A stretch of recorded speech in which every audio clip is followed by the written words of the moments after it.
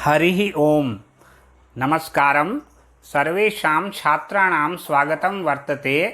अद्य वयं स्नातक द्वितीयवर्षस्य प्रथमप्रश्नान्तर्गते अन्तर्जालमाध्यमेन सञ्चालितायां कक्षायां स्वागतं करोमि।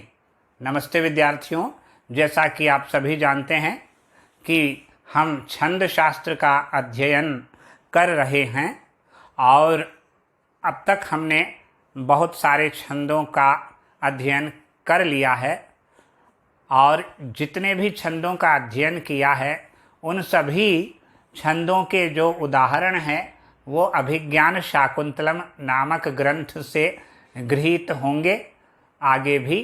तो आज जो मैं छंद आपके लिए लेकर आया हूँ उस छंद का नाम है पुष्पिताग्रा। पुष्पिताग्रा, ये इस छंद का नाम है पुष्पिताग्रा। अब सबसे पहले इस छंद के बारे में थोड़ा सा आप समझ लीजिए। इस छंद में वर्ण प्रथम में 12, द्वितीय चरण में 13, तृतीय चरण में फिर 12 और चतुर्थ चरण में फिर 13। इस प्रकार से इसके जो वर्ण होते हैं, कैसे वर्ण होते हैं देखिए।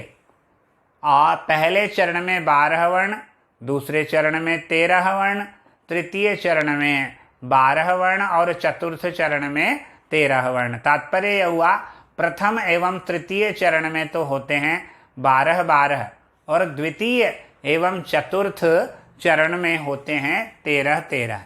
ठीक, अब चरण के अंत में यति होती है। ठीक है, यति का मतलब है विराम, जहाँ पर होता है वो चरण के अंत में विराम है। ठीक, अब यहाँ पर मैं आपको इसका कौन कौन से गण इसमें प्रयुक्त होते हैं वो बता देता हूँ। तो इस छंद में जो गण प्रयुक्त होते हैं, सबसे पहले तो आप ये जान लीजिए कि एक अर्ध समवृत्त है। अर्ध समवृत्त का मतलब है प्रथम तृतीय चरण समान है और इसके विपरीत द्वितीय और चतुर्थ चरण भी समान है। तो अर्ध समवृत्त आधा समान है, इसलिए अर्ध समवृत्त यह है। और विषम चरणों में यानी प्रथम और तृतीय चरणों में नगण, नगण, रगण और यगण के क्रम से 12 वर्ण होते हैं।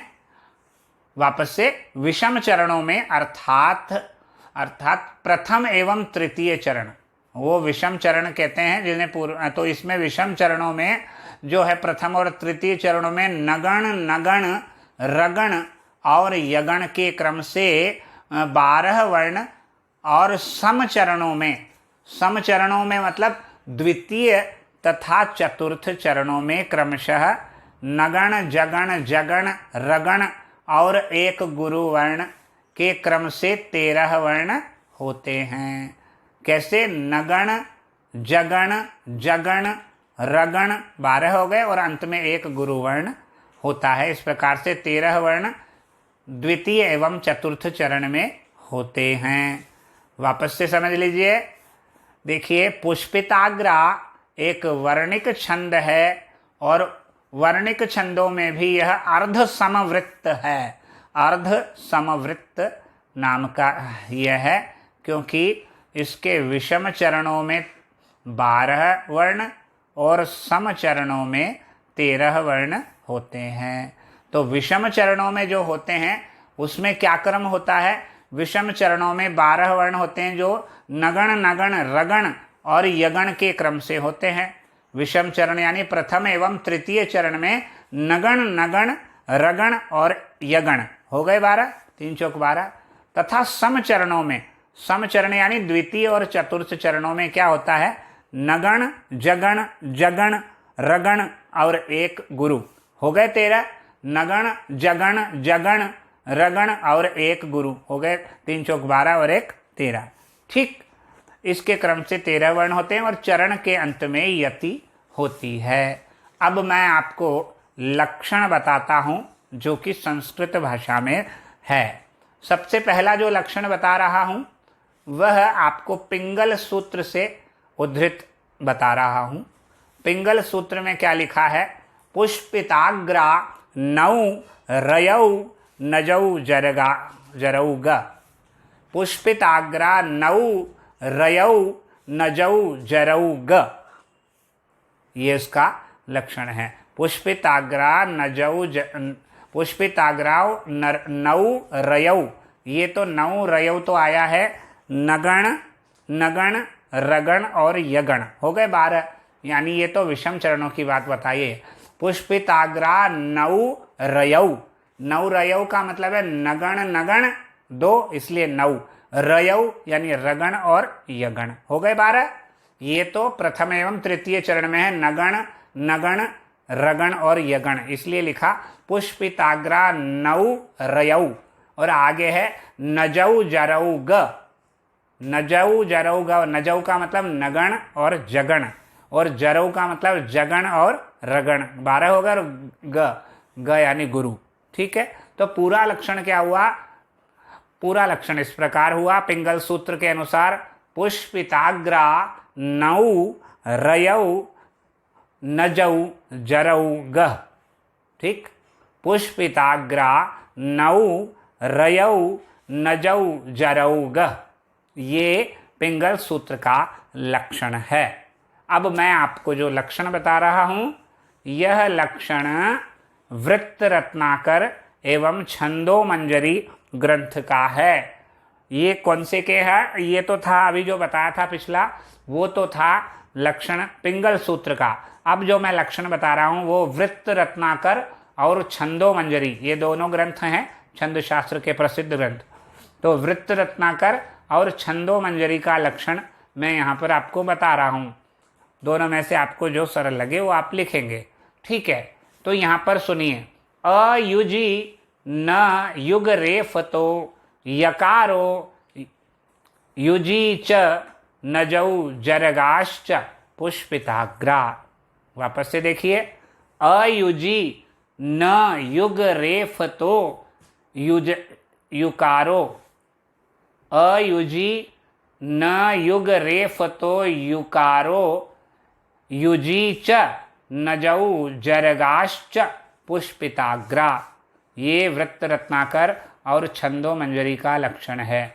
अयुजी नया युग रेफ तो, अयुजी न युग रेफ तो युकारो युजी च नजौ जरगाश्च पुष्पिताग्रा, ये लक्षण जो है पुष्पिताग्रा छंद का जो बताया है, यह वृत्त रत्नाकर और छंदो मंजरी का है। अयुजी न युग रेफ तो युकारो युजी च नजौ जरगाश्च पुष्पिताग्रा। तात्पर्य क्या हुआ? यह अर्ध समवृत्त है। विषम चरणों में नगण नगण रगण और यगण के क्रम से 12 वर्ण होते हैं। प्रथम एवं तृतीय चरण में नगण नगण यगण और रगण के क्रम से कितने होते हैं? 12 वर्ण होते हैं। नगण नगण रगण और यगण के क्रम से 12 वर्ण होते हैं। और सम चरणों में यानी द्वितीय और चतुर्थ चरणों में नगण जगण जगण रगण और एक गुरु, नगण जगण जगण रगण और एक गुरु, कुल मिला के 13 वर्ण होते हैं। इस प्रकार प्रथम तृतीय में तो 12-12 और क्रम क्या रहेगा? क्रम वही रहेगा, नगण, यहाँ पर ये जो क्रम रहेगा नगण नगण, 2 नगण है, फिर एक रगण है और अंत में क्या है? यगण है। तो हो गए नगण नगण यगण, नगण नगण रगण और यगण, यगण अंत में है। ठीक है, नगण नगण रगण और यगण 12 हो गए। ठीक है, प्रथम और तृतीय चरणों में। और चतुर्थ और द्वितीय और चतुर्थ चरणों में क्या होगा? नगण जगण जगण रगण, नगण जगण जगण रगण 12 और एक गुरु। ठीक, अब यहाँ पे जो आपको लक्षण बताया था वो आप अच्छे से समझ ही गए होंगे। जो पुष्पिताग्रा का, अयुजी न युग रेफ तो युकारो युजी च नजौ जरगाश्च पुष्पिताग्रा। ठीक, अब मैं आपको उदाहरण बता रहा हूँ जो अभिज्ञान शाकुंतलम ग्रंथ के प्रथम अंक का 28वां श्लोक है। इसको आप प्रथम अंक का जो है जो श्लोक ढूंढेंगे तो यहाँ पर आपको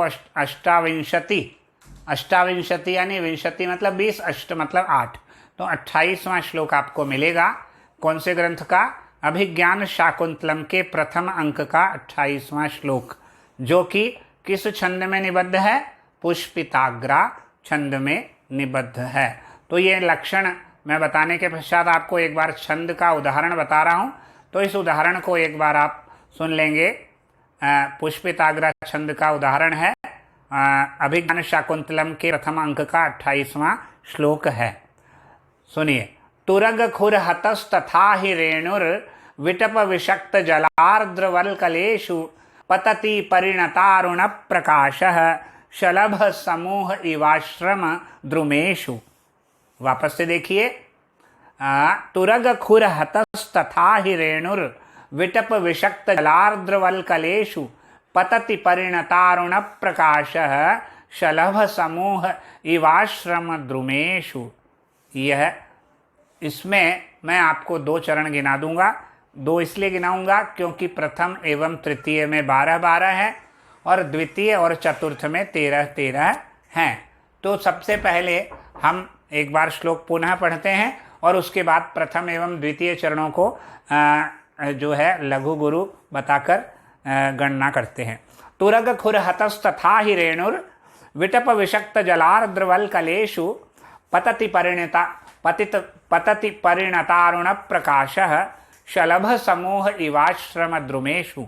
ये यहाँ पर अब मैं आपको प्रथम पंक्ति गिनाता हूँ। तुरग खुर हतस तथा हि रेणु, तुरग खुर हतस तथा हि रेणुर, इसको हम गिनते हैं। तुरग, तुरग तीनों लघु लघु है यानी नगण हो गया तुरग। फिर खुर हतस, तो खुर ह, इसमें भी तीनों लघु है तो 2 नगण हो गए।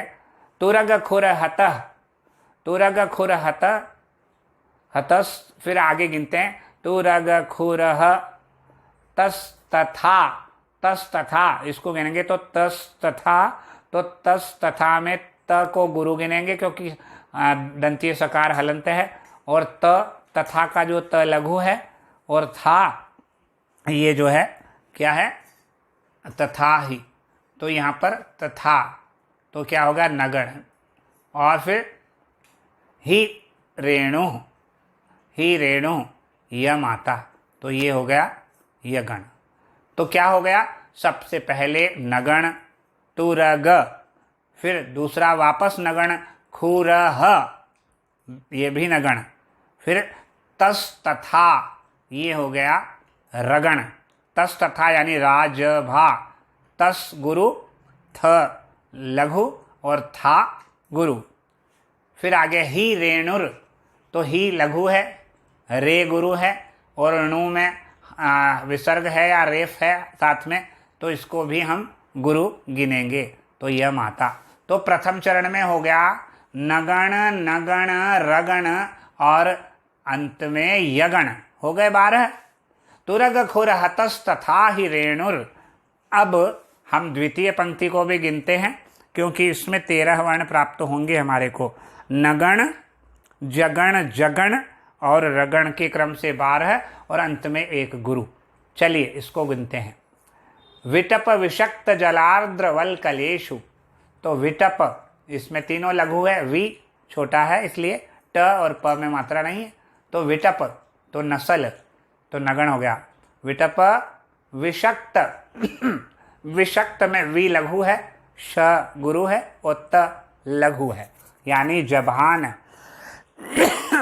विटप यानी नगण, विषक्त यानी जगण, जलार्द्र इसमें भी जगण, ज लघु, लार गुरु और द्र लघु, तो जबान, तो ये भी जलार्द्र, ये क्या हो गया? जलार्द्र, ये भी जगण हो गया जलार्द्र।